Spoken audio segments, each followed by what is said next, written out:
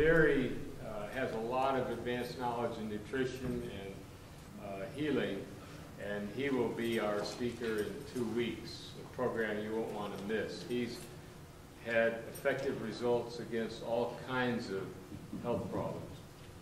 All right, well today we're very privileged to have with us Robert Mitten. Robert is standing at the camera there, who received a, can you hear me better? Yes. Okay. Who received a replacement bovine heart valve some 15 or so years ago, and they only are programmed or expected to last for about 15 years, and it has been showing signs of being at its later stages. And his alternative is a surgery that he does not want to undergo. It's a very invasive and difficult procedure, and so he's in a situation where he's got a very difficult choice to make. And he will talk about his experience and how this relates to this whole issue. Bart Windrum, who is behind Robert, faced a similar issue some 10 years ago or longer. Each of his parents was terminally ill and hospitalized, and many of these issues were raised for him personally, and he has been very active since that time on this issue. He will start off with the BBC documentary, and that tells the story of Peter Smedley. Some of you have heard of Smedley Foods, which is a British label, but this was someone who was very wealthy and faced these issues himself, and that's in this BBC documentary. So Bart will be our first presenter. This is a long program, and so you will not be allowed to leave until I understand that some of you may have to leave before it's over, but it's a 3-hour program, and we're glad on this pretty nice May Day that this many of you did come, and hope you enjoy the program. So let's welcome Bart and Robert, and Bart will begin with the first presentation.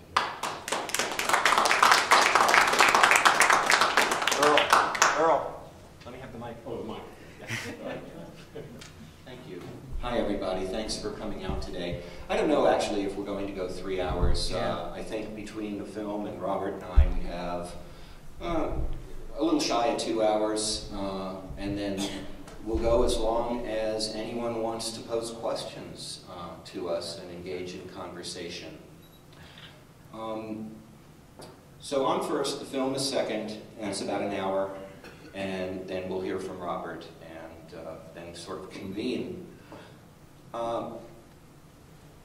Today we have a particular context which is a little more focused than the context typically is when I present solo. And it has to do with choosing how to die, which is certainly a focus of my work, but our particular context today is what's known as assisted dying, or aid in dying.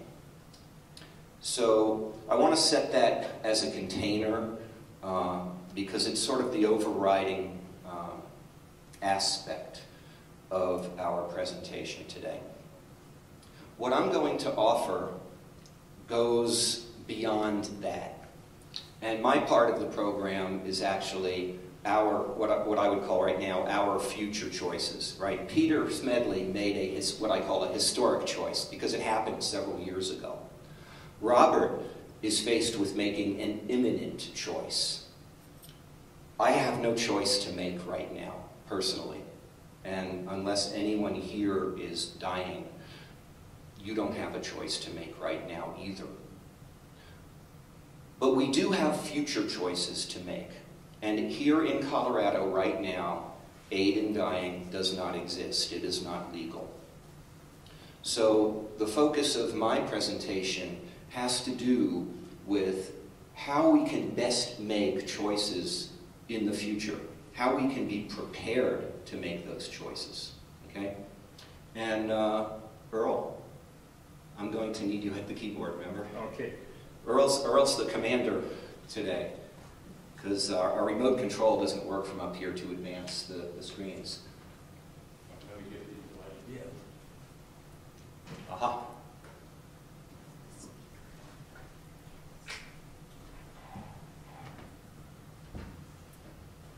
So if you could advance one, please.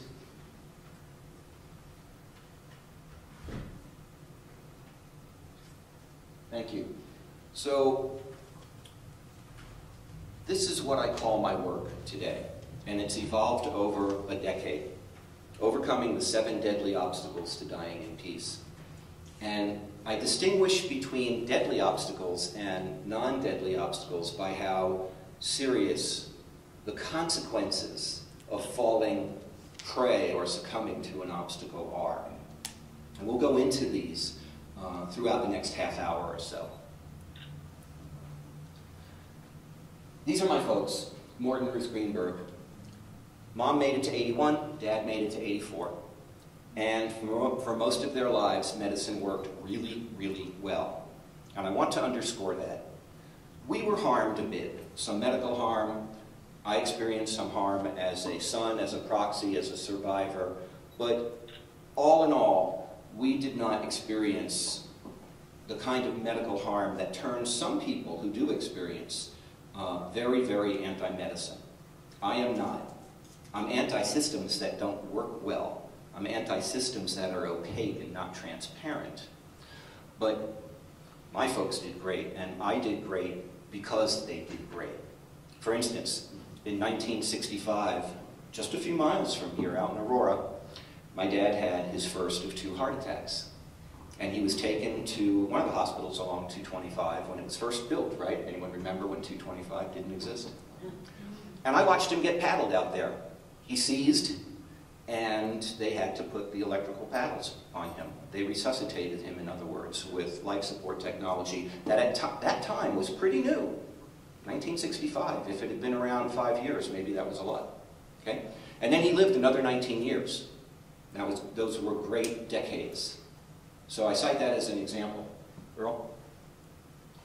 Everyone thought Dad would go first because he had the 2 prior heart attacks, he had the hip job, he had diabetes, high blood pressure, yada, yada, yada, yada.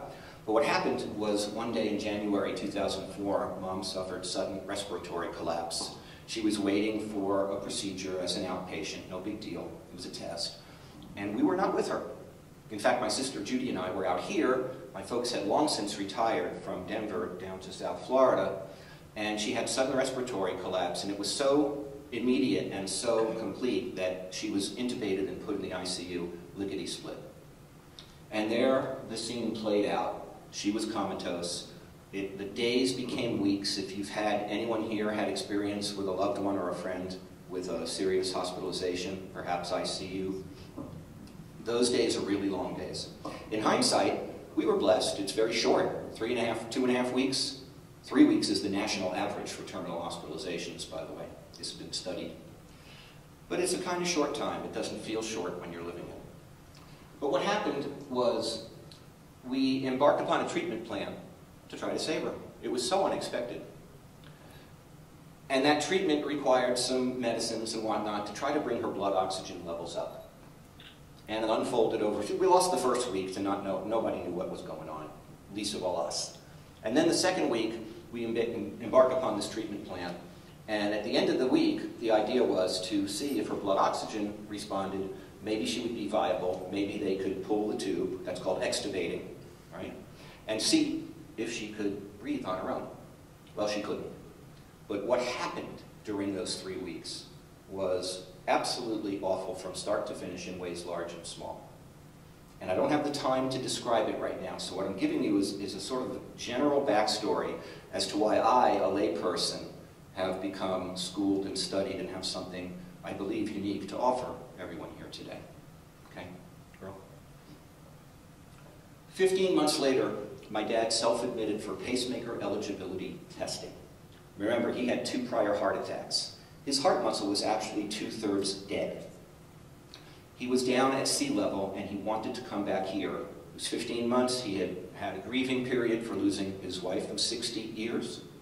He realized that neither his cousins nor my cousins in South Florida were the family for his closing year or years, and wanted to return out here where myself and my wife and my sister were living.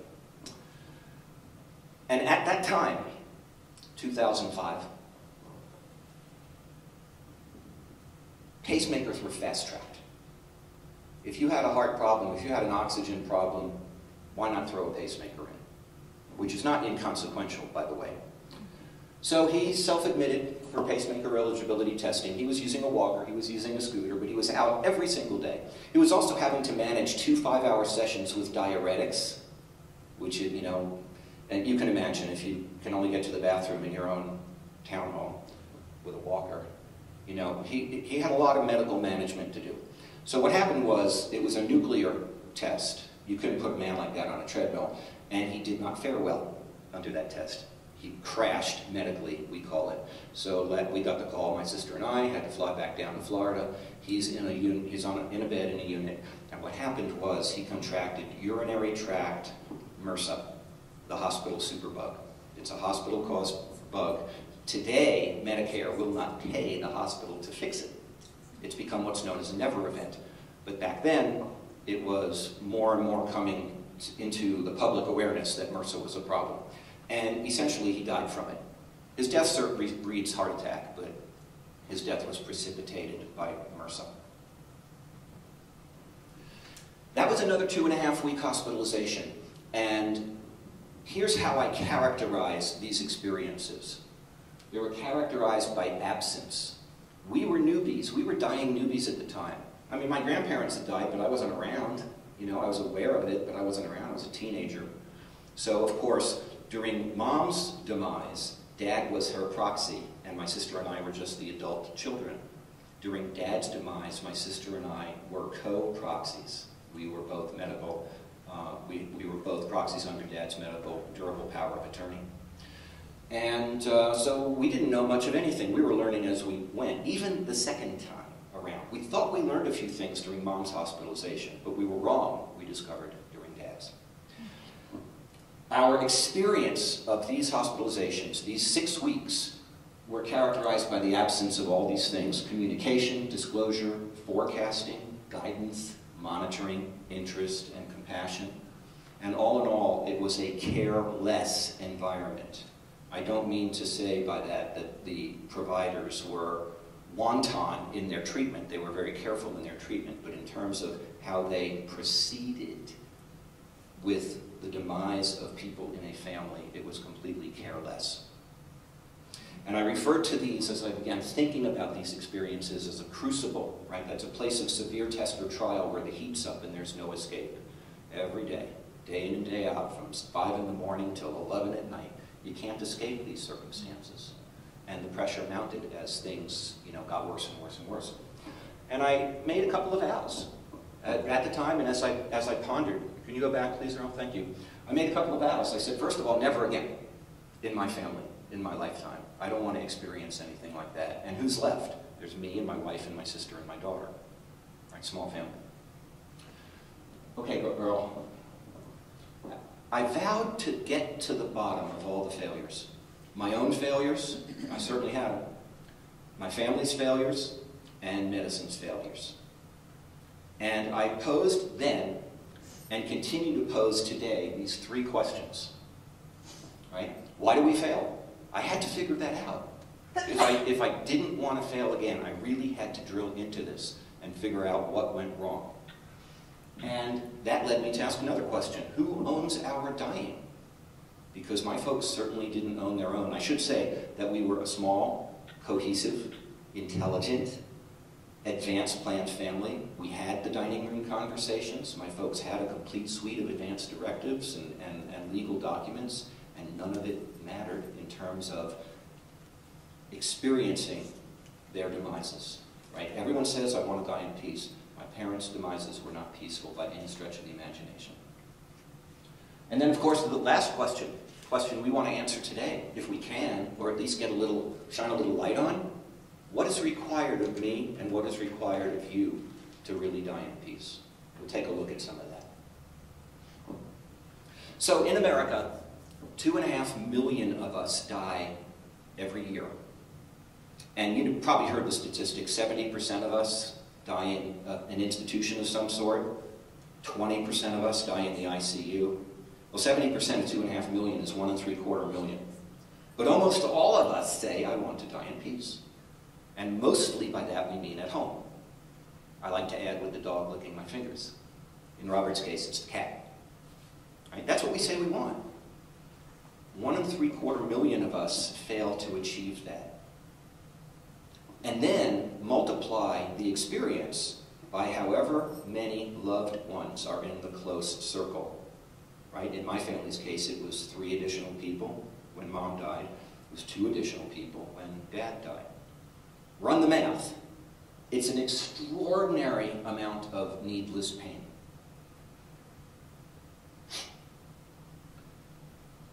And I sat, and I sat, and I sat, and I sat, and I sat for a long time, asking myself all these questions. What went wrong? And one thing I distinguished over the years was the distinction between dying at peace versus dying in peace. Right? We all say we want to die in peace, and I think we mean at peace. I define at as our existential and spiritual and emotional state at the moment that we die. Dying in peace is our experience of a demise as it plays out over months and weeks and days. And I've come to conclude that if we don't die in peace, it is likely that we will not die at peace. Because when we don't die in peace, the events that we're experiencing are so completely intrusive that when we're emotionally vulnerable, and the nature of what goes down is just shocking. It really is. It's shocking and it's harmful. So the distinction between dying at peace and dying in peace. There are so many things that, as I say, can put the kibosh on dying in peace that it really becomes absurd. You know, when we think about it, you know, 1.75 million Americans times another 1, 2, 3, 4 family members, year after year after year after year, being impacted in this way, and then multiply that throughout the industrialized world. The indicators, at least in social media and you know, journals, articles, and like that, is that this is not just an American problem. It's an industrialized world problem. Earl, would you advance 2, please? Okay, so what happened was, it took me 3 years to, as I say now, debug this scene. And what I wound up doing was writing and publishing a book called Notes from the Waiting Room, Managing a Loved One's End-of-Life Hospitalization. Notes is 2/3 about how to manage any hospitalization as a patient or as a proxy. And it's 1/3 about revisioning end of life to begin to grapple with what is really required to die in peace.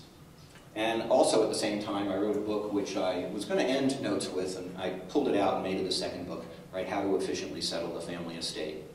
Most of us have heard about estate planning and can get guidance in planning an estate. There's very little out there about how to actually settle one. So I did those things. Next slide, please, Ron. So let's fast forward to today. If you're attuned to the end-of-life world, you have heard 2 things. One thing you've heard from medicine, and one thing you've heard from the spiritual world. You've heard from medicine that you should fill out a living will, assign a proxy, and bring both of them with you. Right? And when, of course, sort of what's unstated is when you need to bring it with you? Well, when it hits the fan, so to speak. Right? The way I say it is when we burst through the double doors of some hospital on a gurney. Right? Don't just don't run in with your coattails, run in with a proxy in your, behind you, and with a living will in the other hand. We all must have that. It's crucial, it's imperative, We live in a systematized, legalized world, and having these things are absolutely crucial. But guess what? Those things do not eliminate and do very little to mitigate the range of obstacles that are out there. From the spiritual world, we hear about contemplative practice, right? If you're Buddhist, it's formalized. If you're not Buddhist and you're involved in the aging and saging movement, for instance, like Reb Zalman Schachter Shalomi's work, right? Imagine you're dying as a spiritual practice to sort of make peace with it. And again, this is really useful to do, but this does nothing to identify, assess, mitigate, or help us overcome the range of obstacles that put the kibosh on dying in peace. And actually, a few months ago, Reb Zalman endorsed my work and said it is as important to do as part of a spiritual practice as the contemplative piece, as we will see. Earl, please. So, like I said before, what I did when I wrote Notes from the Waiting Room, I couldn't have said this back in 2008 when I published it, but what Notes does is run down the first 5 obstacles to dying in peace. That's what I and my family experienced twice in a row with and for the only parents that I had. And since then, because I've remained open to the question, or the questions, those 3 questions, other obstacles have occurred to me, and I've done a lot more work to sort of answer those questions as they arose. So let's go through it. And what we're going to do today is identify the obstacles. I offer programs. I offer a webinar series and 2 workshops of different lengths and a full-day seminar that go deeper and deeper and deeper the longer time we have into answering the questions of how do we actually mitigate and overcome the obstacles. The first step is simply to know they exist. So we're going to take that first step in this brief half hour. So, the first deadly obstacle to dying in peace is failure to recognize prior medical engagement as heroic. For instance, if someone in your family or you yourself has ever asked, when is enough enough? I would wager quite strongly, I'd bet a boatload, that you have not yet posed and answered this question. Next slide, please, Earl. And here's how it plays. This is what's called a trajectory in medicine, and it's sort of like a graph. I don't have the complete chart drawn out, but each of these dots represents a serious medical event. This is my dad's trajectory over the last 2 decades of his life. And the first dot is heart attack number 1 in 1965. The second dot is heart attack number 2, about 12 years later or so, etc. And you can see that what happens is, as he ages, more serious medical events happen, and his vitality gets less and less and less. And the last dot, with the big sunburst behind it, is basically the terminal hospitalization. And the question we have to ask ourselves, it always comes up, when is enough enough? When should we stop? And if we don't answer that question 5, 10, 15, 20 years before we become terminal, then we are going to get crunched.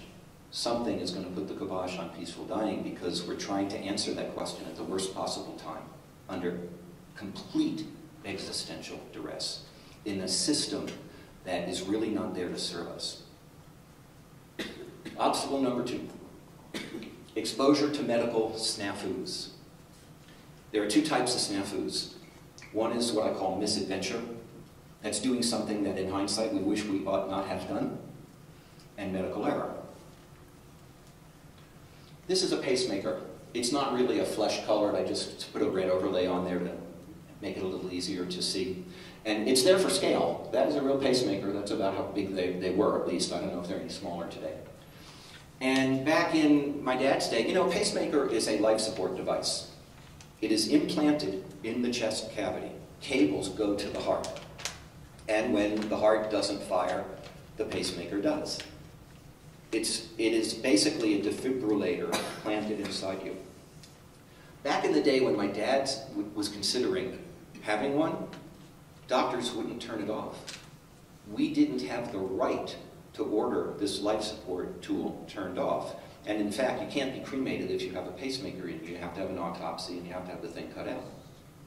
It took, I don't know, until just a few years ago, I don't remember exactly when medicine finally got itself together and said, you know, we're okay. It is ethically okay for providers to turn off pacemakers if the patient or their proxy requests or demands that the thing be turned off. But in that day it wasn't, and if any of you have heard of Katie Butler and her book that's out now, Knocking on Heaven's Door, the story of her dad Jeff's 6.5-year demise because of cognitive failure, some strokes and cognitive failure, they ran up across this. They wanted that pacemaker turned off. His wife wanted it turned off. 6.5 years is a long time to die throughout a family, right? That has finally changed, the pacemaker scene. Next one.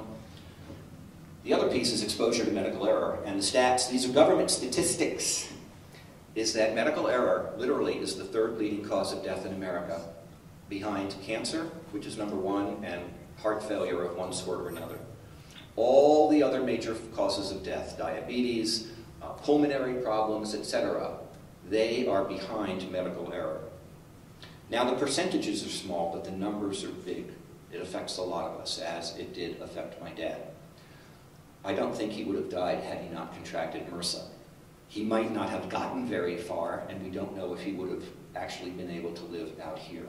But we do know that he did not recover from that hospital-caused infection. The third deadly obstacle to dying in peace is huge. It's ignorance regarding life support matters, including systemic overrides. Right, so we are told to create living wills. Remember, this is medicine's best guidance.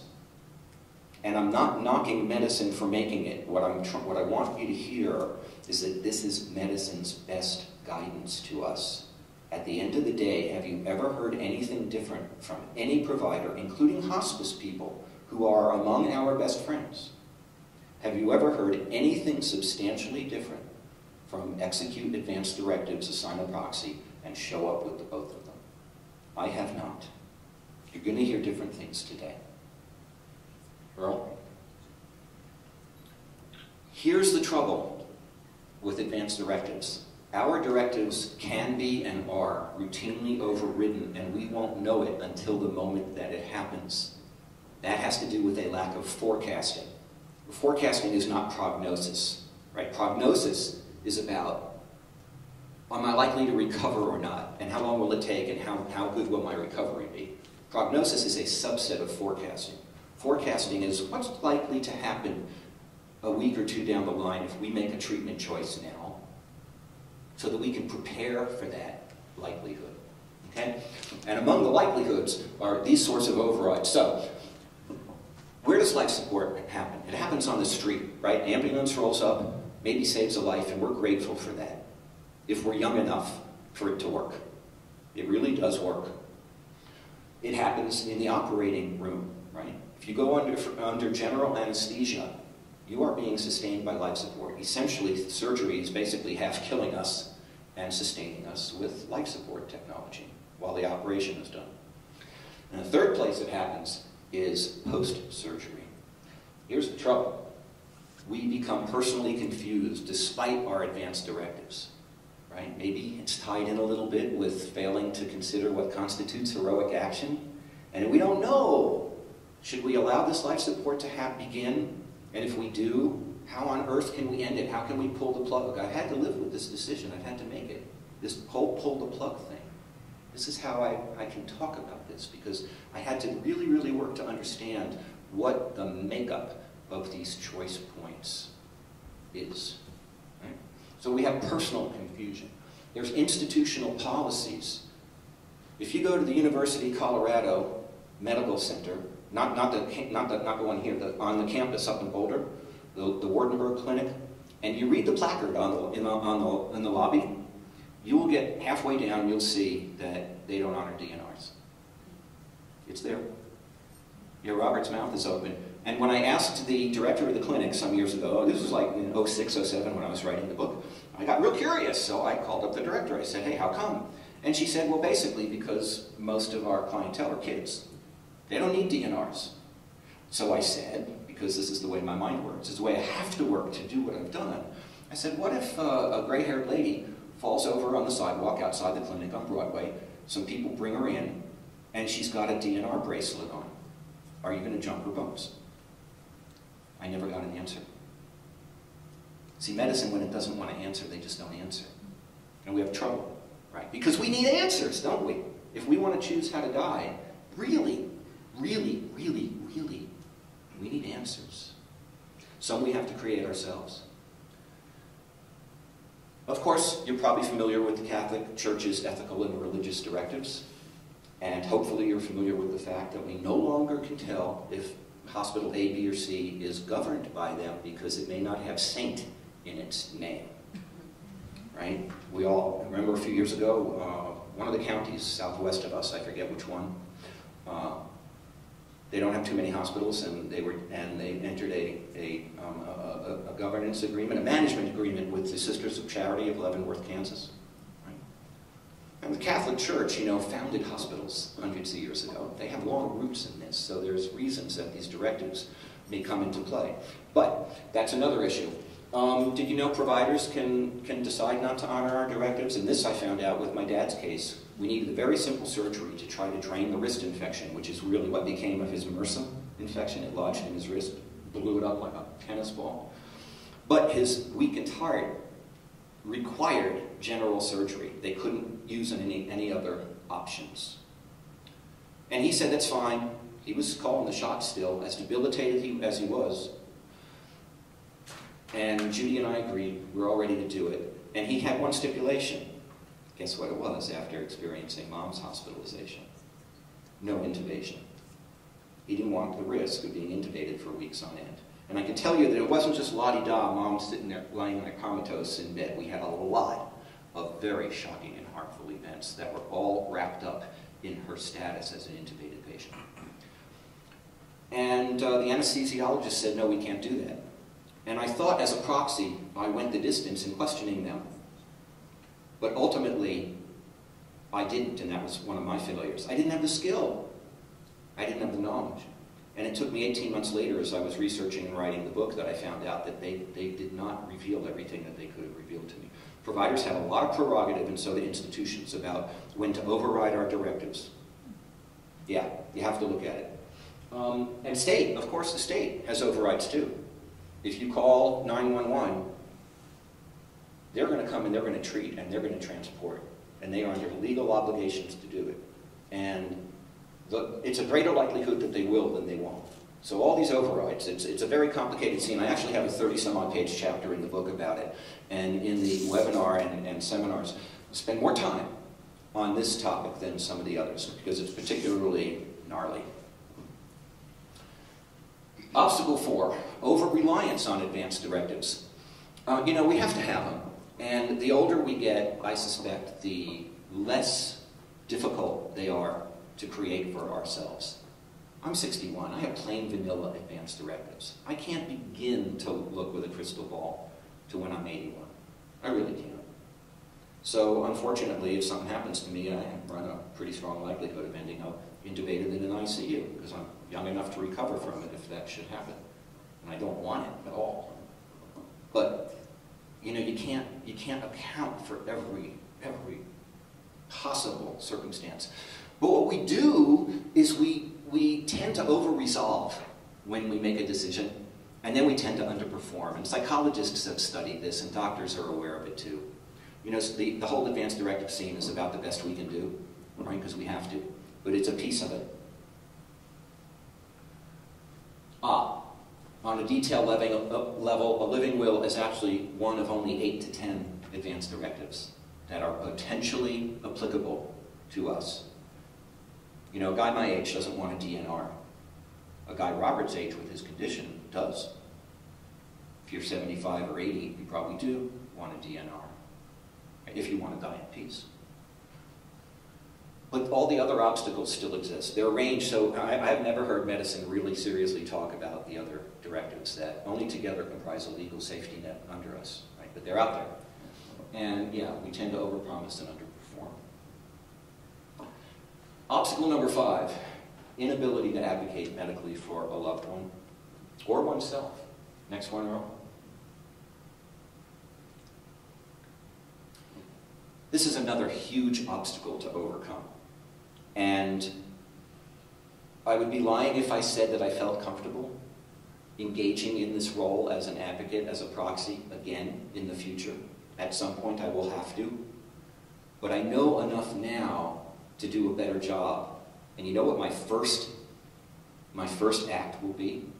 It will be to go to that shelf and grab 2 or 3 of those books and take them with me as I run out the door to refer to. It's huge what we have to do. There's a lot to learn. And it requires an amazing array of skills. And we have to be prepared to act instantly in a small moment. We also have to be prepared to sit and consider what could possibly go wrong that we don't even know could go wrong, and start asking people on the provider side a batch of questions to try to scope this thing out and basically, quote unquote, head something off at the pass. Right? It takes a lot. Obstacle number 6, difficulty distinguishing among dying outcomes. So these first 5 obstacles, those were the lessons I learned through experiencing my parents' terminal hospitalizations. These next 2 are things that have occurred to me and that I've endeavored to understand and bring actually into the world in the years since. So let's take a look at this. So I want to drill into it just a little bit. Next slide, please. So when we think about dying situations, it's basically black and white, right? I'm going to die at home with the dog or the cat, or I'm going to be wired up every which way from Sunday in the ICU. Either or, black or white, peaceful or awful. As if there's nothing in between these 2 extremes. But there actually are a range of situations in between. And here's what occurred to me as I began thinking about this. Because one day I asked myself a question. I said, hey, Eskimos have a zillion words for snow, but we only have 1 word for dying. 1 non-euphemistic word for dying. Right? Kick the bucket doesn't count. And I thought to myself, this isn't right. We don't even have the language to talk in our own heads or amongst ourselves about the range of situations we could end up in. And I determined that nobody had taken this problem on. So I spent 3 months and took 5 tries, and I came up with something. Next slide. So here are all these flowers, right? The world has hundreds, if not thousands, of flowers. What if none of them had a name? And all we had was 1 word, flower. How on earth could we talk about them? How could we describe a bouquet? We couldn't. It would be pretty much impossible. Next slide. So too with this 1 word, dying. It completely fails to forecast or describe the range of situations ahead of all of us. Next slide. So what I did was come up with what I call Windrum's matrix of dying terms. And don't try to understand this thing right now. Essentially, what I said to myself was, you know, dying unfolds over time. That is the primary aspect. If we are dying or a loved one is dying, it's going to happen quick, over a moderate period of time, or it's going to perhaps never happen if one ends up in a persistent vegetative state. Right? And the other characteristic is who's controlling how we die. I mean, we didn't have control when my parents were dying. Other entities had control. So I sat, and what I did was come up with neutral names that accurately describe these circumstances, which I call landings, as in, where are you going to land, right? When the music stops, when the game's over. And for today, because we have this focus on aid in dying, 2 of these landings are particularly meaningful, right? They're what I call released or postponed dying. If you believe in aid in dying, if you want assisted dying, and I should say also, you know, this notion about dying a natural death, that sort of went out the window a long time ago. Natural death to me means under a tree alone, which may not be a bad thing either. It sounds awful, but is it really? Is it necessarily bad? I pose that as a question. So most of our deaths are going to be medicalized to one degree or another. So the question is, when I looked at this range of 16 dying situations that are ahead of us, it was evident that the only two that place dying under our direct personal control are almost everywhere illegal and considered by the mainstream to be unethical. 2 out of 16, not counting suicide, which is different than aid in dying. Okay, next slide. And lastly, it occurred to me that the entire dying marketplace, as I call it now, is opaque. Completely opaque. Next slide. It may sound funny to even use the word marketplace to describe dying, but you know, it really is. We buy dying services. Somebody pays for them. Medicine offers them. I don't care if it's hospital, hospice, doesn't matter. Money's changing hands. These are professional activities and actions. And the trouble is that there are a lot of choices that we have to make, but we can't make them in advance. Think of it like this. Imagine if all the rest, like the flowers, right? No names for flowers. Imagine if restaurants had no names. And imagine if they had no menus either. All it said is restaurant, like big red bold block letters. Every single restaurant on the planet simply said restaurant. And if you're hungry, you go in one of them. And you're seated, and you put a napkin on your lap, and at that moment you're on the hook. You are legally and financially responsible for whatever you're served, but you have no idea what it's going to be. And so too with dying services. See, advance directives, really, if you boil it down, is our disclosure to medicine about what we want. Where's medicine's disclosure to us about what we are going to get from them? We don't begin to hear this until we're neck deep in the whole scene. It's a little too late for peaceful dying, right? Which is why it's one of the 7 deadly obstacles, right, Earl? So there you have it. I presented these with this graphic about concentric circles, right? From the deeply personal, right? The one really close in. When is enough enough? Have I engaged in heroic medical treatment enough now to begin to let go of that? Or should I keep on with it? Out to this large milieu, the water we swim in, right? The opaque dying marketplace. But in actual fact, you're getting excited there. Go back, please. Thank you. In actual fact, this colored graphic is a more apt visual metaphor for them. These obstacles are related. They overlap one another in our experience. Right? So, to close, I want to give you a little story. Go ahead. So my folks, I actually owned a Sir Speedy print shop at Colfax and Ivanhoe. And I worked with them for about 5 years, and I'm really glad I did. Didn't like it at the time, but I'm really, really glad that I did. And so did Judy at the time. So this is all of us in the mid-70s. So it was called quick printing. There are still some of these shops in town. And it was state-of-the-art at the time, you know, personal computers weren't even on the horizon yet. You come in, you order 100 copies of something on black and white bond or 25 resumes, and you wait with a cup of coffee and you get them and leave. So one day my dad walked in with a box of yellow buttons that he had printed up. And he put them on the counter, and whenever a customer would walk in, he would grab a button and he would walk into the lobby area and greet them with a question. This question was completely out of bounds. It was completely irreverent.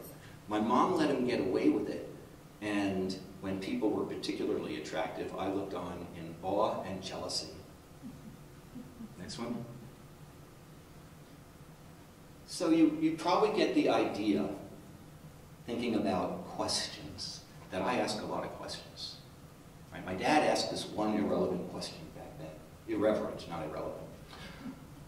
And I've had to ask question after question after question after question to do the work that I do and come to the point of being able to offer you what I'm offering as a layperson. Right? I can imagine my dad, if he were here, bopping up here with his walker and that grin of his, and reaching into his pocket and popping you the question. Next slide. Would you like a quickie? Right? That was the button back then. He got away with it. He couldn't do it now. Right? Would you like a quickie? But let's repurpose this question for our time, for our interest, right? And here's how I ask it today. Is protracted dying the necessary cost of extended living? And how do we answer that question? And one way we answer it is to say, let's go ahead and legalize aid in dying. Which, if we're lucky, may happen in Colorado in the next couple of years, depending. So, what's required of us? I call it citizenship, right? These different kinds of citizenship: personal citizenship, community citizenship, earthly citizenship. And when I consider it, you know, if we sort of lift up our view, we're sentient beings on planet Earth. So far as I know, we have one existence here. How do we want to end that existence? Let's get out of all the legalese, right? And the constraints of the everyday world to try to help us answer this question. And then we have to, of course, dive back into the everyday world in order to answer it. So, want to die at peace? Got to die in peace. The German poet Rainer Maria Rilke, in his 20th century masterpiece, The Sonnets to Orpheus, opened one of them with this exquisite line, "Be ahead of all parting." Right? Isn't that wonderful? Be ahead of all parting.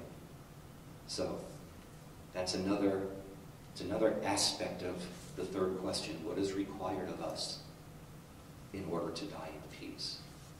I think this is required of us. But the nitty-gritty is, how do we actually get ahead? And actually, we're doing a little bit of that today. We're taking some steps today to try to get ahead of our parting. So that's what I have for you. And before we start the film, I want to mention a few things. That I have a couple of sheets here on this clipboard.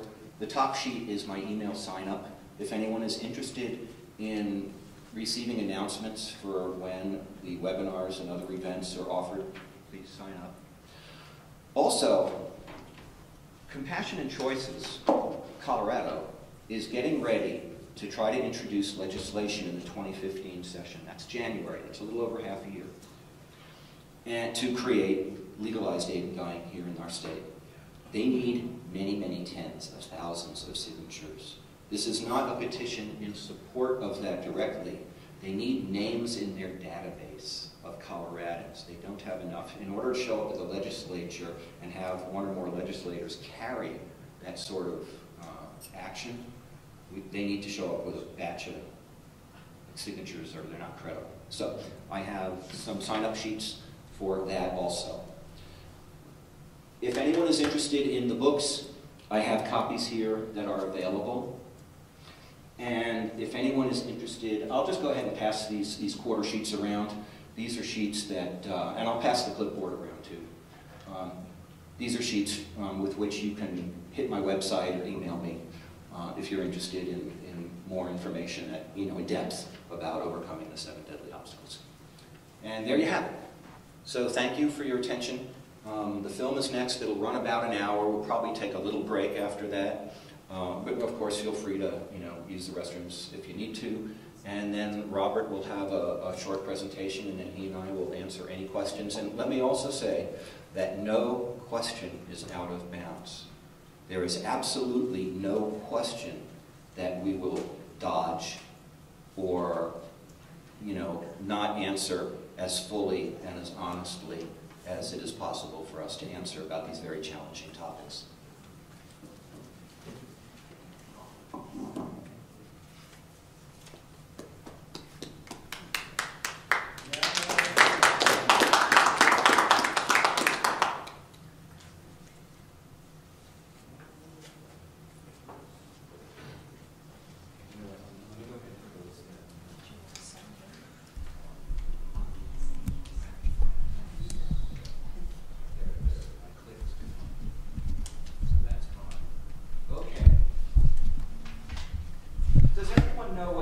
Is, or does anyone need a brief introduction to it? Please. Yeah. Okay, brief introduction. This is Terry Pratchett. He is, I believe, I know he's British, and I believe he's a novelist. Fiction writer. Fiction writer, thank you. And he has a progressive disease that's going to kill him. And he became interested in aid in dying as a choice because he doesn't like the idea of becoming completely debilitated by this disease. So he found other people who have the disease, and as it turns out, they were interested in the same way he was in aid in dying. And of course, it's not legal in Britain either, but in Switzerland, it is legal, and it is also legal that anyone in the world can go there and receive it. It's not provided by the government or medicine, it's provided by a private company called Dignitas. So this is Terry Pratchett. A man named Peter Smedley was a British hotelier who had the same disease and decided that he wanted to end his life before he got completely debilitated by it. So he went to Dignitas, and there are some other people also. So what Terry Pratchett did was document their journey to this place and to this conclusion. So that's what the film is about.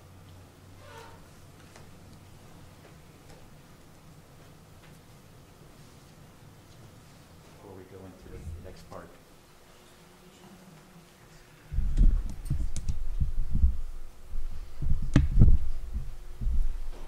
Fran, could you stand up here for me, please? Right out here. Stand right out here.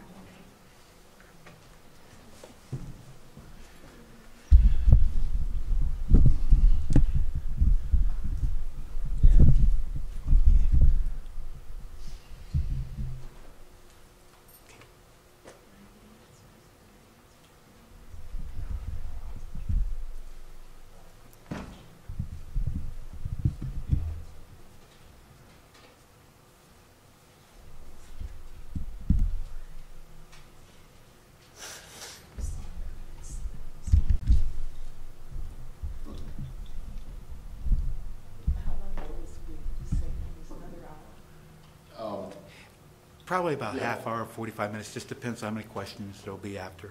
Yeah, I don't know if everyone heard that. As Robert said, about a half hour, 45 minutes, depending on how long people want to ask questions. Who's going next? Okay. It's on the seat here.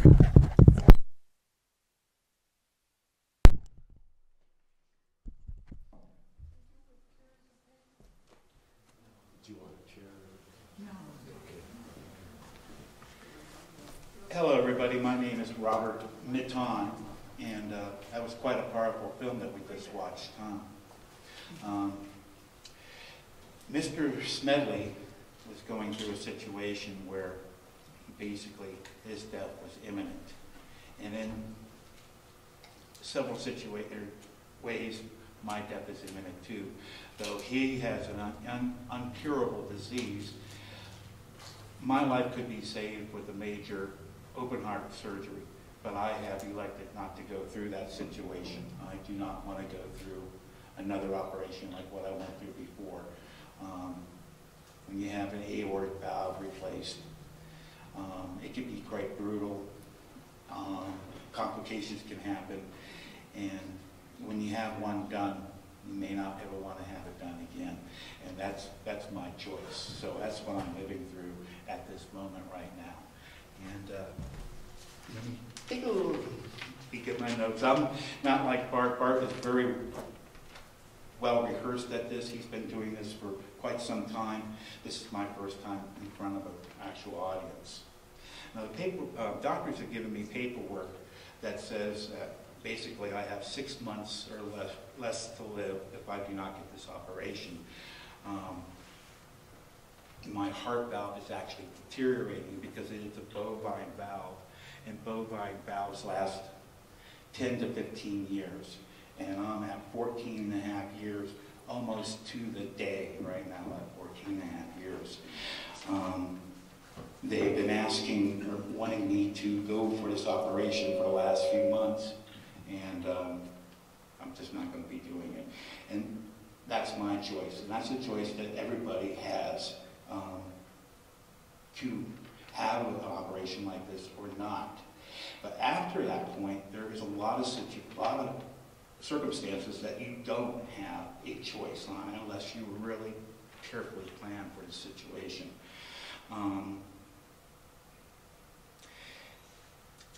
And one of my other choices was, when this operation first happened, was to get the bovine valve, which has a short lifetime, 10 to 15 years. I could have chose a artificial valve that supposedly would last a lifetime, but then you have to go through extra medications like blood thinners, Coumadin, and things like that. I have had a very active life, working construction and everything, so I did not want to have to go through the situation of worrying about bleeding, blood thinners, and everything. So I thought that the living tissue valve would be the best way to go. And so it wasn't long after the operation that I knew that I wouldn't do it a second time, that it was just too much. So this is like a one-time deal. And from the age of around 16 or so, I was being told at that point of life that I wouldn't live to be past 45 if I was lucky. That my heart would deteriorate. That's what happens after you have acute rheumatic fever, which is what I had, and I almost died from it at age 15. And so this is something that has been in the back of my mind for most all of my life. And then the advent of heart valve replacements happened, where I was able to get that operation and extend my life to the period of what I have now. But like I was saying, at one time, I thought that my death would be happening in my 40s. And so this is just something that is part of the psyche of having to live with something like this. It could be kind of a tough situation. And so now I'm at 14 and a half years with this bovine valve, and I've made that decision I'm not going to have it replaced. So I have to plan for my imminent death. Unlike Mr. Smedley, he was very rich. So he was able to make the decisions that he made and be able to afford these decisions and have these decisions happen very easily for him, being able to travel to Switzerland, whatever, and he didn't have to have any kind of real assistance or anything. When you're in a situation like myself, where you basically have a limited amount of income, you haven't been saving up for your debt per se, you're going to eventually be in a position where you're going to need some kind of assistance. And so I've been finding out through the last few months, the hard way, how difficult it can be to even get some kind of assistance here in Colorado. Colorado is one of the 45 states, one that does not allow assisted suicide. So your doctor, no matter how good a relationship you have with them, will probably not be willing to prescribe anything to you to help you with your departure. That is unlawful in the state, and the doctor definitely have the possibility of being arrested for something like that. Also, anybody helping you at your home, your family, your friends, or anything like that, they could also end up in the situation of being held responsible for the assistance of your death. So you almost have to plan this where you're going to be by yourself and not have anybody involved. And that makes it even more of a tougher situation.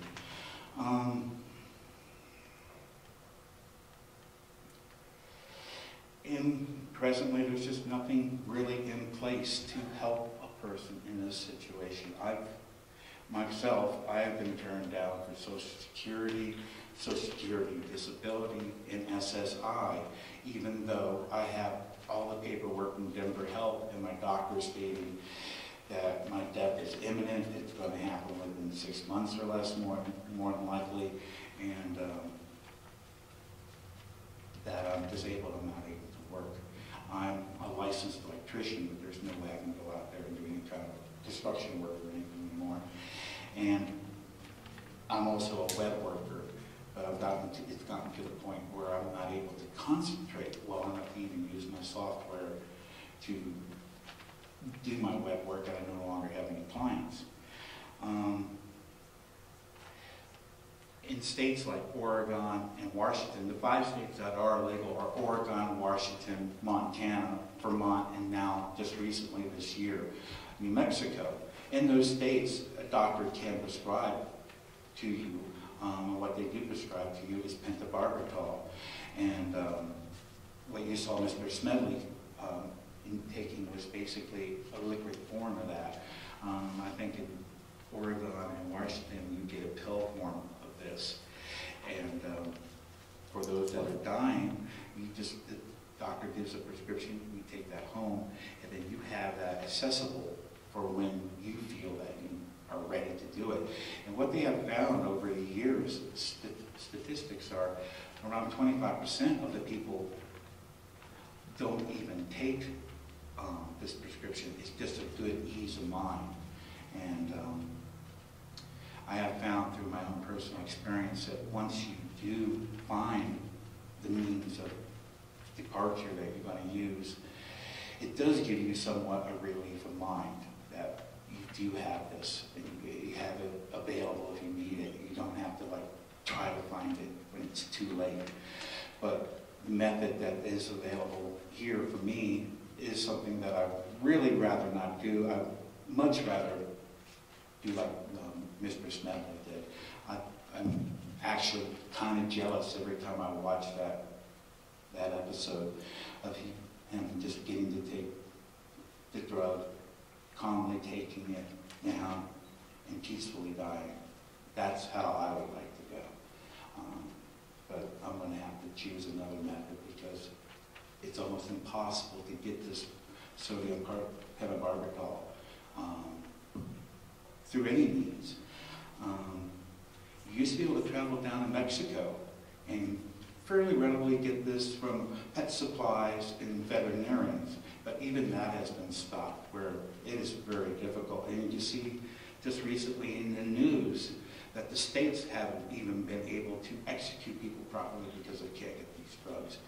So it is one of the true difficulties of this situation, is finding the way to exit that you'll be happy with.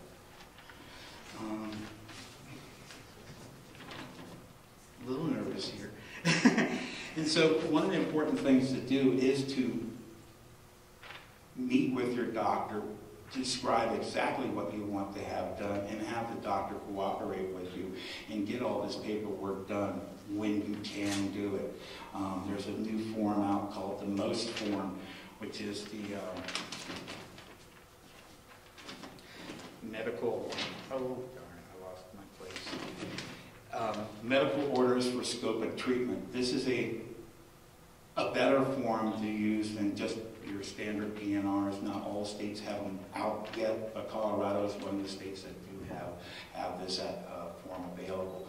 So I have that form, DNRs, a power of medical attorney, and still I'm not completely confident if I go somewhere, if an ambulance takes me away, and an ambulance is not supposed to take me away, but like Bart was saying, sometimes they have their directives and they're just going to override what you tell them or your family or friends tell them.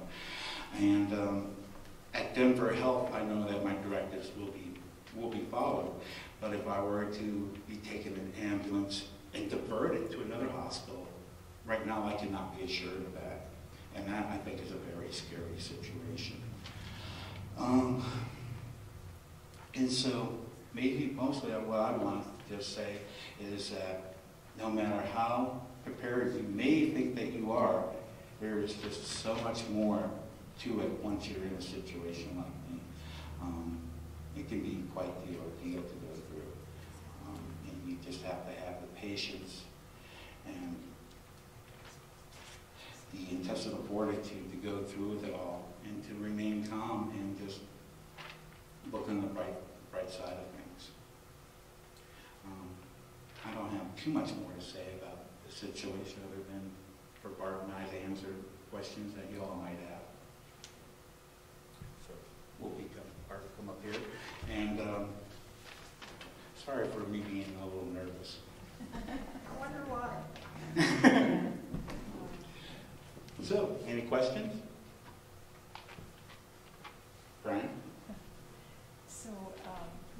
let's give her a microphone. So I don't know anything about this issue. I'm just learning for the first time. And what are the arguments against assisted dying? And what are your answers to those arguments? I would say the answer is morals. People's morals are more in the way of this than anything else. Bart, what would you say? Here's my understanding, in no particular order. The Church, of course, the Catholic Church. And one of the arguments we'll hear from the Catholic Church has to do with natural dying. And I mentioned a little earlier that that really is not the world we live in anymore. Our deaths are medicalized. And personally, I've always had trouble reconciling that using medicine to its utmost, shall we say, that would put any of us in a persistent vegetative state is an expression of higher purpose. But assisted dying for the terminal is not. So that's one thing. And even before I go further, let's talk language a little bit. Opponents of assisted dying call it assisted suicide. And Compassion and Choices doesn't use that term, and neither should we. So we need to be very, very careful. Suicide is the self-ending of a viable life. Medically viable life. That means the person who's dying does not have a terminal illness. So that's the distinguishing piece. Now, as we heard in the film, if we just look at the range, the entire range, without making a judgment, good or bad, about it, the question includes, is it okay to support assisted dying for the terminal and not support it because somebody has decided that they're done living, right? I myself don't have I haven't answered that for myself. But it is part of the mix. Terminology, right? Suicide is the ending of a viable life. Assisted dying or aided dying is assistance in ending a life that is medically diagnosed as not to be expected beyond 6 months' time. The handicapped community is formally against assisted dying. And they are afraid as a vulnerable population, and again, Terry Pratchett addressed this early on. It's the first thing, I think, right? So the handicapped community is afraid that essentially death panels will come to life, right? Like the right wing brought forth. And I don't share that fear. There's a man in Minnesota at the university, I believe he's at the University of Minnesota. His name is James Leonard Park, P-A-R-K. And his work is worth taking a look at. He's an existential philosopher, and he has really delved into death and dying issues, and he's a supporter of aid and dying. And the way he expresses it, his filter is about safeguards. And he actually, I very much appreciate his work because, like me, he asks a lot of questions and he tries to answer them. Although I don't agree with all of his work. And he actually proposes up to several dozen safeguards, actions that any of us could take if assisted dying were legal where we live. That would, or even maybe if it's not, actually, you'd have to read more. But all these dozens, literally dozens of safeguards to be taken to avoid prosecution, or for a loved one to avoid prosecution, including, he says, contact your DA and tell them what you think you're going to do. And I think that's nuts, personally. I appreciate the range of thinking that he's doing, but I think that's an invitation to get the kibosh, right? So Dr. Kevorkian did. Yes, yes, right? And here's another thing. Compassion and Choices won't tell this to us. I don't like this opacity. We cannot function with opacity. So compassionate choices will say, for instance, well, you do have, you can self-deliver here in Colorado through voluntary stopping of eating and drinking. Perfectly legal. But it's not appropriate if you're not terminal and actively dying. That means that's the last phase of dying. The body is physically beginning to shut down. And I'm no expert on it, but from what I've seen and what I've heard, Karen Van Buren up in Boulder made a film about an oncologist who was terminal and actively dying, and he said, I'm going to go out, I'm going to stop eating and drinking. And for people in those conditions, once you get over the initial day or two, then it's pretty much a glide path, because your body doesn't want food and needs very little hydration. James Leonard Park calls this what it is. He calls it voluntary dehydration. Right? It has a different sound to it than voluntary stopping of eating and drinking, or VSED, the acronym. So I don't agree with compassionate choices on this one. I think it's soft pedaling, you know, as kind of a solution that we don't yet have. And then there's always the issue of, even in jurisdictions where aid and dying is legal, you must satisfy the requirements of the system. You must be terminal, you must be diagnosed, that 6-month diagnosis, and you have to show up of right mind and able to self-administer. So, you know, the way I say this is we have to go out with a little fuel in our tank, right? The metaphor of, you know, regular curative medicine, we're just blasting down the freeway and we're going 80 miles an hour and that leads to the ICU. So you have to take an off-ramp. And a lot of us kind of think, I think we don't think it through. What does taking the off-ramp really mean? It doesn't mean we coast down to the bottom and our car brakes at the stoplight, so metaphorically speaking, we're going to die at the intersection without everybody honking their horn at us because we're in the way, right? It means that we actually have to get home. And it means we have to have the strength and the energy and the mind to make the choices that we saw Peter Smedley do. In other words, we have to die with a little fuel in our tank. And that is the crux of it, isn't it? Yes. It was suggested that maybe I should go by starving myself, dehydration. No way. I'm gaining a little bit of weight every month just to go the opposite direction. I'm not going to waste away. One of the biggest important things in life for me is food, and I love it. I am not going to give up eating to die. No, I'm going to die fat and somewhat happy.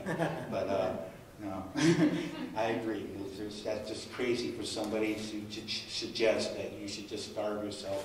If you're in a situation kind of like what I am, I'm not going to deteriorate where my whole body is just going to waste away. My heart's going to fail. So why do I want to starve myself? You know, I'd like to answer your question with one more comment before we move on to the next. And that is that, you know, assisted dying is not murder. Murder and manslaughter and whatever other offenses against life are on our books, Anyone who engages in those actions is engaging in a criminal act and should be charged and prosecuted, right? So the fear has to do, and tie it back to Park's work, is safeguards. And the interesting thing about, I'm going to challenge your statistics, what I last know about the rate of use in Oregon. Was it 70? Oh, it's hugely, hugely, hugely different. It's a fraction of the people who actually qualify for and receive what I call the cocktail, because I've been talking about this for 10 years, and I just like to lighten up a little bit. I mean, it's very serious stuff, but, you know, let's just try to have a little matter-of-factness about it. So I call it the cocktail, right? Well, most people who get it don't use it. Most people, hugely most people, don't get it. I think I reversed the percentages. I think you did. I think it's more like 100 people a year in Oregon actually take the cocktail, and maybe 1,000 or more qualify and get it. So yeah, and it's interesting. There's another interesting film that you could watch. It was, I don't think it was Frontline, but I could be wrong. It's a very famous American. Do you remember his name? I don't remember the name, but I remember it was Frontline. And anyway, it was interesting to me because he followed 3 people, I think, who were dying. One of them was a large animal vet somewhere in the Midwest. And he had ALS, right? Another was a cancer nurse up in Oregon, and she had cancer. And then there was a third, I don't remember. But these two people, he didn't have any options except he was a large animal vet. So he could have put himself down. But his wife prevailed upon him not to, and he wound up going to the very bitter end of ALS, the whole schmear, right? Incontinent in bed, no motor control, everything.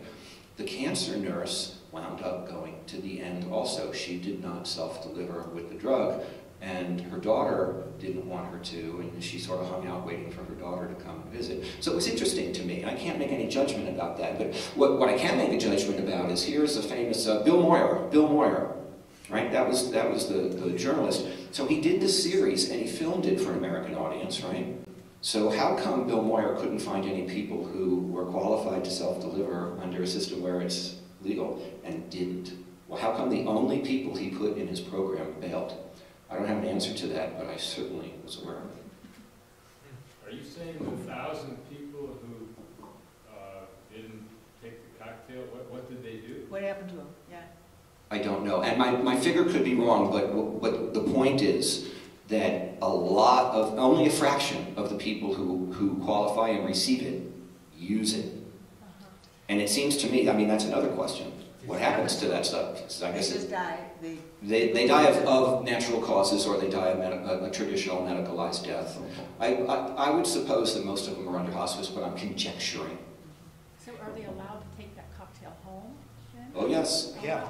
That seems dangerous. It does, doesn't it? Yeah. No, why? Well, because Then you can choose if you to have take it if you want to. perverse motivations, you could use it to kill somebody else. Oh. You know, I mean, there's also, I mean, it just seems dangerous to give someone a potent drug like that. Yeah, the comment is that it seems dangerous to give somebody a potent life-ending drug to take home.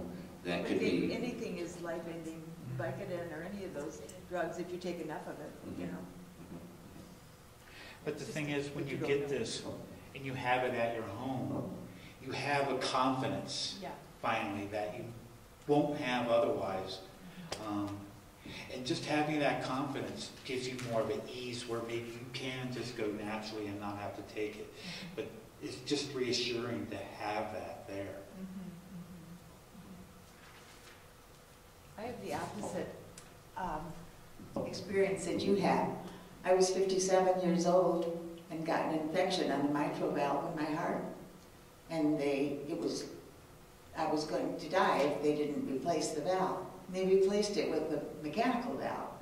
So I have had a lot of trouble dealing with blood thinners, and every time I go to the hospital, I need to stay there an extra week or so because they have to adjust the coagulation level of my blood. However, I've had 22 good years on that mechanical valve. So I don't know, I was wondering what your symptoms are. Do you know that your heart's failing? Oh yeah, my heart gradient right now is at 52. Perfect is 0, and around 18. It's leaking or something, or? Yes, it's how much of your heart is opening when your valve is opening when it shouldn't be, how much is passing through when it shouldn't be. So perfect is 0. And they start getting alarmed when it hits 30, and then when it hit 30 for me, it took only 12 months to get up to 50, and that's a radically fast change, and it was freaking out all the doctors and everything. So they figured the next progression, but it just happened just as fast. 60, you're bedridden, and 70 or before 70, you're dead. So I'm at 52 right now, and we're just kind of, and I'm in a holding pattern. Nobody knows exactly why. There's some theories and stuff going on, but nobody knows why. My ankles are still normal size, but the next thing that's going to happen, my ankles will swell up with blood, and the rest of me starts swelling up with blood. Congestive heart failure. Yeah, and then eventually I would drown in my own blood. So rather than do that and suffer needlessly, I'm going to self-deliver. And when I went through the operation the first time, I was healthy, prepared for it. I knew that I could make it through the operation. I don't feel anything like that right now. I think it'd be very devastating for him. Yeah, I had a small stroke about 3 years ago, and it was caused by a clot that planted on my valve. And they wanted to do that surgery, or there was a surgeon that wanted to do it. And I had the same, but they decided they succeeded in dissolving the valve, dissolving the clot.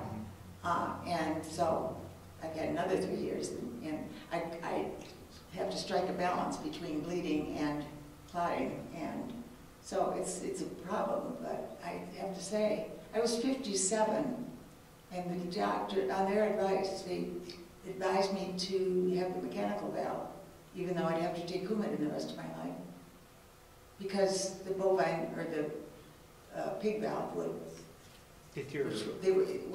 not last.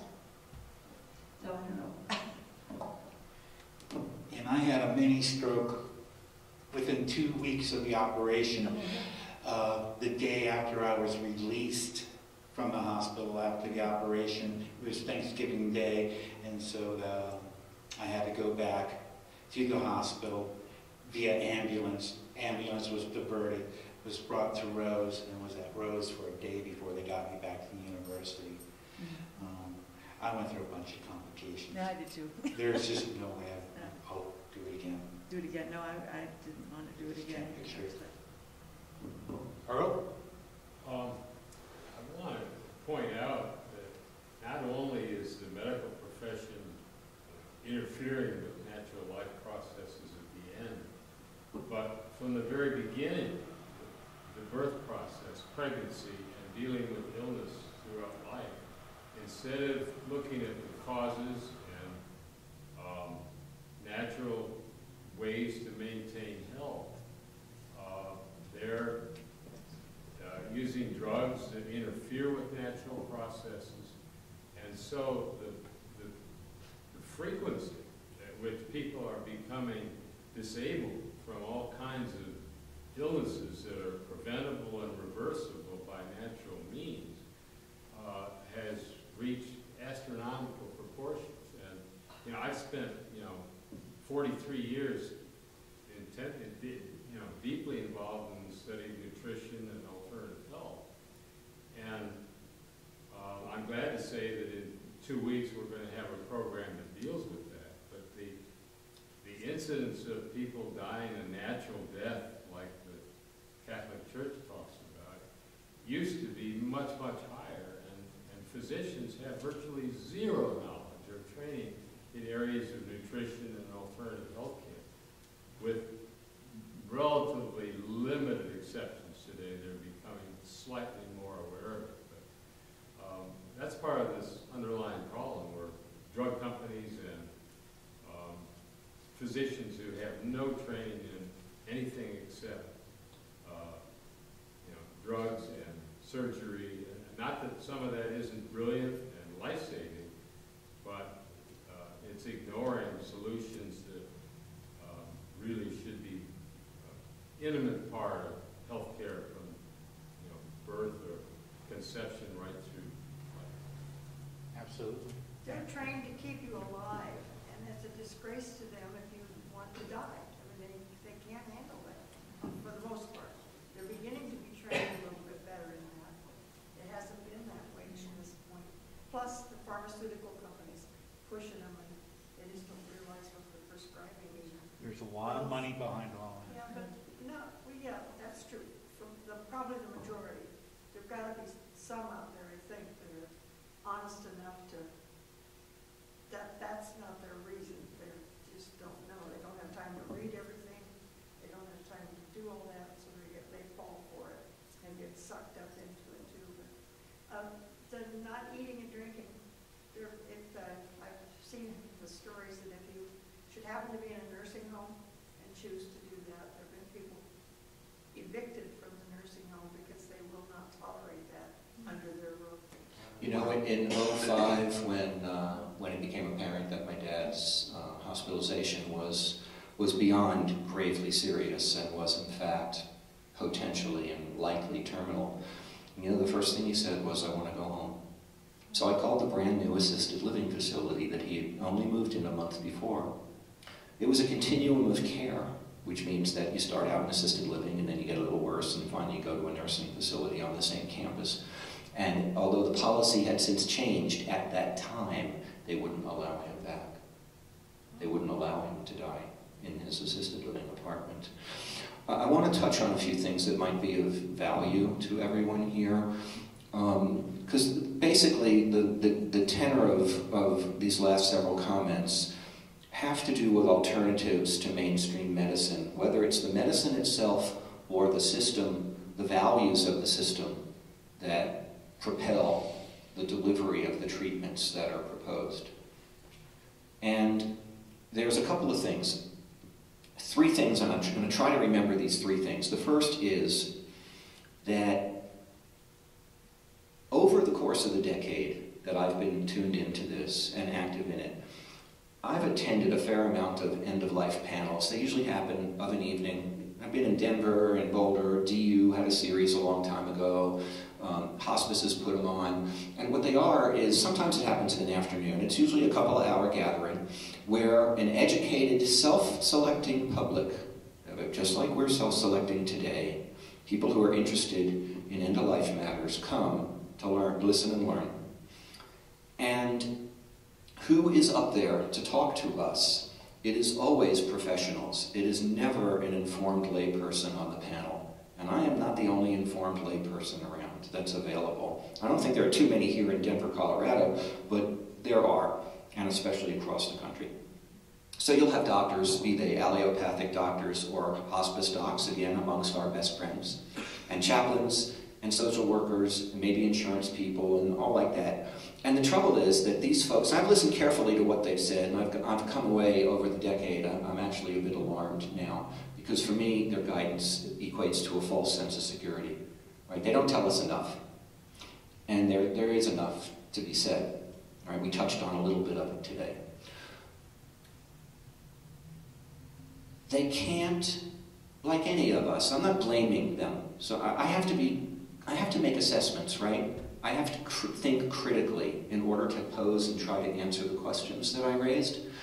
And my assessment is they can't get out of the water they swim in. So here's an example. At a Compassion & Choices meeting in Boulder, with one of these panels, with the lead palliative doc of the region's largest and oldest hospice, an elderly woman asks, if I end up hospitalized, all beat up in some way that I don't want to end up in, right? What are you going to do for me? How are you going to bail me out? She didn't say it exactly that way, nor did he answer exactly the way, but to summarize his answer was this: I'm going to show up, do a quality of life assessment, that's a medical term, right? And then we'll go from there. And I was about tearing my hair out because I found it to be a completely inadequate answer. But he was answering only through his own filter of his everyday life as a doctor. When the real answer would have been, well, that's what I could do as a doctor in that moment, but we're sitting here, you know, presumably 10 years before that thing could happen to you, so let's explore what you might do, what you might learn to do the best you can to prevent that situation from ever arising. Now we have the kind of conversation that I propose about the obstacles, right? So doctors can't talk to us that way because they just can't get out of their own skin. And who can, right? The other thing is, the best thing we can do in a medical crisis, if we want to die peacefully, and we're afraid we're not, is ask for a palliative consult early, like way early. And I'm not, you know, who knows what the outcome is going to be, but palliative medicine is, of course, not curative medicine. It's relieving symptoms. Now, that can include curative treatment, right? So if I took, for just totally simple and sort of irrelevant example, if I sprain my elbow and I'm in pain and I can't use my arm because of it, and I'm a righty and I need to drink, so that if I'm bedridden and I can't use my right hand, that means I can't drink. So I'm going to get dehydrated. Well, they'll come along, give me physical therapy or something, or a splint or whatever, to help me. Right? And that might help cure the problem, but it's not intended to cure the problem. It's tended to relieve my pain so that I can function better. And if it happens to cure, so much the better. And we can receive that sort of distinction even if we're on hospice. So that's point number 2. And let's see if I can remember point number 3. The memory is one of them. No, and I don't have a cognitive disease yet. Sorry. I don't know that I can remember point number 3. But you know, the values, you know, we're talking about values and money and what drives medicine. There's that too. I mean, it's huge. Most of the dollars at end of, in our medical lifetimes are spent at or near the end of life. Yes? What came to me when you said that on that panel was that the doctor who says, I'm going to do a quality of life assessment and then we will go from there, you know, that is the doctor saying, I will then be the authority on what happens to you, rather than the person, him or herself, making that decision. That's what came to me as the thing that stood out the most. But she asked him what he could do for her. What he could do for her. And that is actually all he could do as a doctor, but he couldn't think as a doctor right into the present moment to say, you know what, I'm still a doctor, but I can answer as a human being, deeply informed by my skill and knowledge as a doctor. And now let's talk about what you can do for yourself before you ever hit that kind of place. I see. I have never heard any provider on an end-of-life panel answer the question that way. Nor have I heard them say sort of the opposite. And the opposite for me is a totally healthy person who is not terminal. This is real, I observed it. Asks the doctor, asks the panel, hey, if basically I'm done living but I'm not terminal, will you help me die? And the doctors, of course, say, no, I won't. But that's about all they say, right? And I would love to hear, first of all, it's illegal in Colorado. Second of all, I won't because it happens to be against my ethics, if it happens to be against his or her ethics. Third, how dare you propose to involve me in such a situation? Why do you want me to take responsibility to help you die? I have trouble with that. Why don't you take a little responsibility of your own and start doing your own research? Maybe say it a little nicer. But I do feel that sense of, after so many years of listening to these panels where the real essence of the questions, for me, go unanswered. When everyone is assembled, consenting adults are assembled to try to really grapple with these issues. You know, let's get beneath this easy, comfortable surface. And the thing is that really the core of it is that doctors, you know, they have professional reputations, even the ones who support assisted dying. I've spoken with some of them. They won't go public. This is the third rail and the fourth rail of medicine. You know, there may be insurance issues. There may be reputation issues. You know, some of them say, I don't want, it's sort of the Kevorkian syndrome. They don't want to be known for being, you know, folks who are willing to help people die, and then their practice just turns into a Kevorkian-like practice. They don't want their lives, their medical lives, to consist only of that. This whole constellation of stuff, which is the trouble with the opaque dying marketplace, right? We have to bust through that somehow. What happens, the big question I have is, at what point am I not able to make a decision, and then what happens to me after that? You know, I'm dementia of some kind, you know, Alzheimer's, and I can make my own decisions, and all of a sudden I can't make my own decisions. Here's what happened, short answer. Yeah, and then well, I another have question. the durable power of attorney for healthcare, so my kids are aware of what I would want.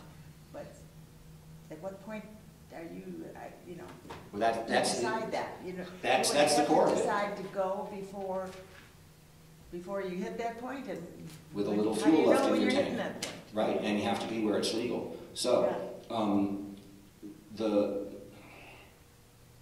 what happens, to simply answer that question on maybe a too simple level, is you lose control and it passes to one of the other 5 entities that I listed in Windrum's matrix of dying terms. Right? Yeah. I flashed that slide pretty quick. I purposely didn't want you guys trying to decipher it because it's not that quick. One of the books I read, I think it was Doctor, Please Help Me Die. Yes.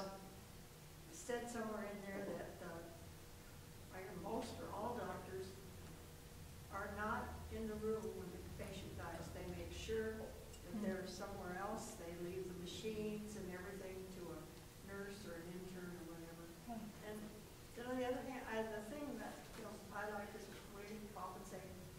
do this to our pets. We are so kind to our pets. Yeah. When they're in trouble, we take them to the veterinarian and have them euthanized and have no, well, I suppose we're sad, I don't know. We don't have many qualms about it. Why can we not do that to our fellow human beings? I'll tell you why, from my perspective. Why can't we treat each other and put euthanasia on the table for ourselves? Why do we have so much trouble doing it? And I think we have so much trouble because we love life and we love one another. And it is extremely, extremely hard, plain and simple. Well, some people love their pets that much. I'm not one of I those. know, Some I know. people love them more than they do their fellow neighbor or children. So it's not, you know.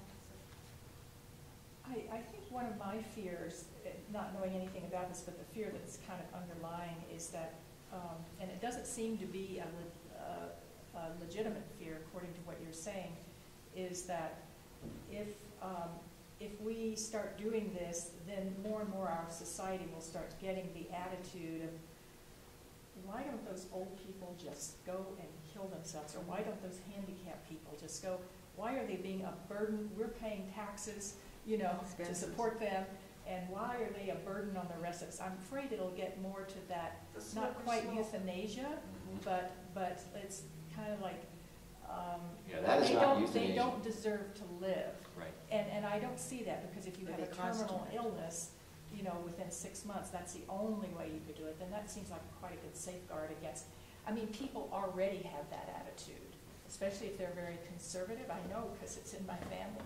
You know, it's like, those people don't deserve to live. They're handicapped, they're taking our taxes, you know, they're a burden on us. Yeah, and people, I think the argument against that happening, Yeah. and that argument will crop up here, Yeah. you know, as sure as the sun goes up, you know, Yeah. if CNC is, you know, gets legislation in next year's session or the year after that, you know, that argument will be raised. Yeah. And the typical counter-argument is, look at Oregon and Washington. Right. It doesn't happen. Doesn't In fact, not only doesn't it happen, very, very few of the people who qualify for the medication and receive it actually even use it. Right. And I want to briefly say something. I want to share this with you because it's a total eye-opener for me. I've been curious for a long time about the end-of-life statutes around the country. And I recently just learned, because I read an article by the attorney who is responsible for most of them. It's a new article. It's very brief, and it's come out in the Vermont Law Review, because Vermont is the newest state to have aid and dying legislation. And she refers to it as like version 2.0 and the way we need to go in the country. And what they're doing up there is, for the first 3 years, they're following the Oregon model of actual state statute. And after that, it's sort of written in the statute, but the statute won't control it. The control will flip over into what's called medical best practices. And when I queried her about this, she said it's time to normalize assisted dying and take the control of it and the shaping of it sort of out of the statutes, you know, get the details out of the statutes and let the medical community, you know, with standard, you know, practices, you know, execute it, to use the first word that comes to mind. Bad choice. Bad choice of word, I know. But here's the thing. Here's the thing. There are 3 different ways for aid and dying to become established in a jurisdiction in this country. And for our purposes, those are states. One is the ballot, no matter who puts it there. There's ballot, there's legislation, like in Vermont, and there's the judiciary, judicial decision. And recently, up in Montana, the Supreme Court upheld a decision by some other court in Montana. It was the Baxter case. I don't know the details. But essentially, the Supreme Court in Montana declared that it is that doctors who assist people in dying are not criminally liable. That is why assisted dying is legal in Montana. But think about it. If something goes on the ballot, it's going to be carefully crafted to withstand challenges from opponents like the handicapped community and the Catholic Church. So there'll be residency requirements. There'll be, there may be doctor-patient relationship requirements. Those are called treating relationships. But the Montana case doesn't have any of that, because the judge can't make stuff up. And residency and treatable and previous relationships between a doctor and the dying person were not a part of the decision. the only decision was, are doctors liable if they assist? And the Supreme Court said no, and because it's the Supreme Court, there's no more challenges. That is done. Unlike New Mexico, where there's a similar decision, but it was done by a lower court. So while it's legal in New Mexico, it's probably not being worked in New Mexico because they're waiting for somebody to challenge it and take it to the New Mexico Supreme Court, which will either uphold it or reverse it. All to say that there's no resident, unlike Oregon and Washington and Vermont, there is no residency requirement in Montana, nor is there a requirement for a previous relationship, which implies that any of us could travel to Montana for what is colloquially called death tourism. Whether the medical community would serve us up there is an open question. But this whole scene about the different ways that this right is enshrined in law was a real eye-opener to me, and I've long been curious about it, so I just wanted to share that. Yes? So you're saying Vermont, Oregon, and Washington, there's a residency requirement? Mm-hmm. So how long do you have to be a resident before you could be eligible? I don't know how long you have to be a resident. You have to follow state residency requirements as best I know. I think I read 3 months once for Oregon, but I couldn't swear to that. So those are the only 3 states? And then there's Montana and New Mexico? Well, there's actually a 6th state, Okay. and that's Hawaii. Hawaii.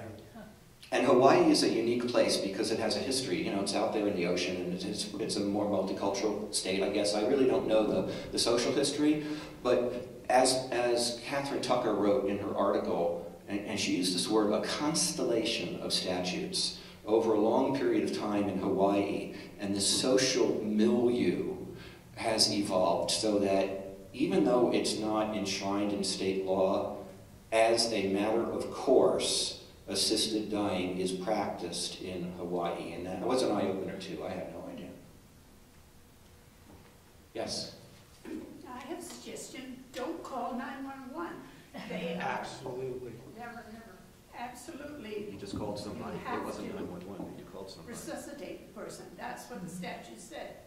I'm a nurse practitioner. I know what it is. I know. I know you know. Yeah, the last thing that you want to do is have somebody call 911 after your departure, because all of a sudden that gets the police and the authorities and people who have no business being there trying to make it their business and to maybe even try to find a crime when that's just the last thing that you want. So think about who you are going to have call, whether it be a coroner or whom, just not 911. You know, I think about this a lot, because a lot of stuff is out of our control, of course. You know, Katie's butler dad, Jeff, had a stroke on a running trail in his mid-60s or something, or late 60s, and, you know, like any of us, you know, you find somebody laying on a trail on the side, there's no indicator to the contrary, right? No bracelet, no necklace, no tattoo. You know, we don't run around with our advance directives in our pockets. So they called 911, they resuscitated him, he had the stroke, and he was diminished, and then it got worse from there. It lasted 6.5 years, you know, it's a fairly long time. I would like to institute in Colorado a palliative first response system. Think about it, we have 911, that's a rescue system. And they're real good at it, whether it works or not. They're good at coming and rescuing us and transporting us. But what would it take, and I truly don't know, I have no idea, what it would take to create a palliative first response system where you'd have responders come, but their job is not to transport you to the hospital, it's to do whatever is medically feasible for you in the moment for comfort, so as to keep you at home. What constellation, to use that neat word, of issues are there around that? And off the top of my head, I can think of, you know, a good handful. And what I'm hoping to do, if I get around to it, is to try to partner with a nonprofit and raise some money, do a crowdfunding of some sort, so that I can have some hours to embark upon the same kind of query that I did when I was researching the issues for my book. Because, you know, if we want an alternative to 911, then it's to go off grid, right, so to speak. And how can we do that? I mean, how many of us are really capable of going off grid socially? You know, it's not going to happen. Or to create a different system of some sort. But the system, it has to be completely clear that what we're requesting is something other than rescue. Or another question that's come to my mind is, what does it really mean to die in peace? Remember I threw up that picture of the bucolic little cottage by the lake side, right? La-di-da, the dog licking my fingers. Well, great, that's the ideal we all want. You know, these thoughts occur to me, and they sound a little weird and maybe even flippant, but I can't help the way my mind works. You know, a couple of months ago I thought, is it okay to die with my butt on the floor? And yet it's a literal question, quite literal. And what engendered it was this horror story in Texas a few months ago, where these elderly couple, I think they were in their 80s, he was dying, actively dying. And they had successfully managed his end of life. They were at home. He was pretty close to dying. And he went to the bathroom in the wee hours of the morning, fell down, and his wife could not get him back into bed. And they had advance directives. Well, she didn't want to impose on anybody at 3 in the morning, so finally she called 911. And they come blasting in there, just like Robert said. And she even said, this is not an emergency, my husband is terminal, can't get him back in bed, blah, blah, blah. They transport him, they wire him up in the ICU, he gets pneumonia, he dies 4 days later, a painful, systemically awful death in an environment like where my parents died. She failed him. She feels terrible. She lives with this for the rest of her life. And why? Right? Because the system is sort of, you know, what it is. So it made me ask the question, so what? If we fall on the way back to bed in the middle of the night, is it okay that maybe we die on the floor between the bed and the wall? What does a real peaceful death look like? We use this word dignity because death with dignity is the name of the act in Oregon, the nation's first assisted dying. But maybe we should rethink that term. That's a term of convenience, right? Maybe, and again, language. Language. I didn't drill into a lot of the stuff that's in my book, and I deal with in the obstacles, but for me, answering these questions started with language, because I recognize that we have words in our heads, and they have particular meaning, and they result in things. And the first I'm not going to wax poetic about is waiting around for care. But the medical system doesn't provide care, it provides something else. And once I figured out what that was, then I said, gee, now I'm at least prepared to be a proxy next time I need to be a proxy. Right? I'm prepared from when we crash through double doors. I wonder what kind of, Robert, is it? Yes. Yes. What kind of discussion, hassle do you get with your decision from your family and people who know you? The reason I ask is I have terminal cancer, and I've refused treatment. And anybody who happens to know it says, oh, you're not going to take chemo and radiation and all that jazz. And it's like, no, I'm not. Thank you. I feel fine. Why should I go make myself sick? Exactly. So once you make that kind of decision, you're still in for trouble. You don't tell very many people. It's like coming out being gay, I guess. And I've had these conflicts. With my family, I have a very limited family now, mostly just dealing with my sister, and she understands completely. But I have other friends, close friends, that are just like, my father went through this and he went through that, and so I know that you can do it too. And they're like coming up with all these examples, but they themselves have never lived through the situation. They can just come up with examples of why. And I can, but I don't want to. I can, but I'm not. exactly. Amen. Yeah. And so it takes a little bit of, sometimes you just have to blow off some people, other people you can finally convince of, you know, this is how it's going to be. And others are fine with the decision. It's definitely one of the things that you have to go through and put up with in this kind of a situation, as you know. Yes? Are you the person that called Norman Goldman? Yes. Yeah, I'm Robert and I'm Norman Goldman. He's off Colorado now. Yeah, so Friday was his last day on the airwaves. Yeah, he's still doing the digital streaming and everything, but AM 760 has changed format. Tomorrow they will be business. no longer progressive. Grant, or no, hold on, this guy behind you, actually. Still be on? Not on AM 760. I mean, they're all still doing their shows except for Randy. Randy Rhodes has quit the trade. The rest you're going to have to get through other stations or through streaming, through the internet, through applications, that type of a thing. Edge Hills. None of them. Edge Hills is on morning. AM 760 has changed format. It's going to be business. Yes, sorry, so long to get to.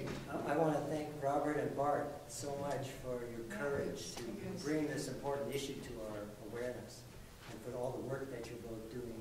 I know you're doing extensive work. This man, thank you. Yeah. And Robert, This man is more courageous than me. yeah, it's a very tough issue, and I think it reflects on how our society looks at life, looks at death, existential kinds of things.